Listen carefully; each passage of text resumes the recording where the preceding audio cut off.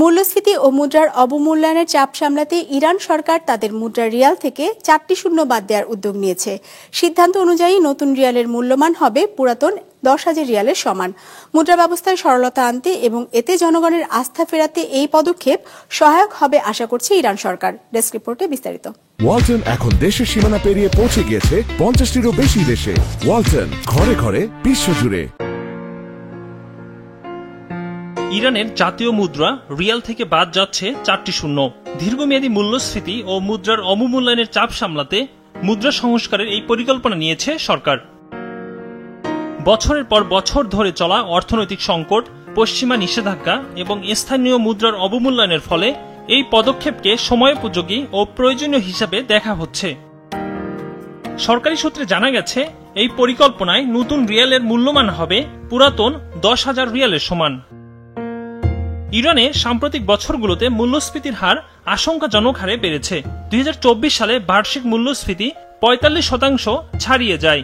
একই সঙ্গে তাদের রিয়ালের মূল্য ডলারের তুলনায় বহুগুণ কমে যাওয়ায় দৈনন্দিন লেনদেনে বিশাল অঙ্কের সংখ্যার ব্যবহার মানুষকে চরম ভোগান্তিতে ফেলেছে।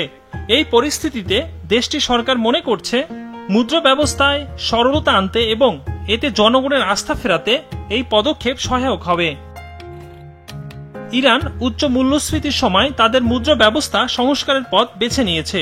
এই ধরনের পদক্ষেপকে বলা হয় রিডিনোমিনেশন, অর্থাৎ মুদ্রার মান পুনর্গঠন করে মূল্য পরিবর্তন আনা।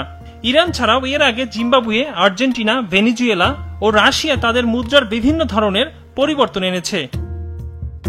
ইরানের অর্থনীতিবিদদের একাংশ এই সিদ্ধান্তকে স্বাগত জানিয়েছেন, তবে কেউ কেউ বলছেন কেবলমাত্র শূন্য কমালেই মূল্যস্ফীতির মূল সমস্যা দূর হবে না। তাদের মতে অর্থনৈতিক সংস্কার, রাজনৈতিক স্থিতিশীলতা এবং আন্তর্জাতিক বাণিজ্যে স্বচ্ছতা ফেরানো আরও জরুরি।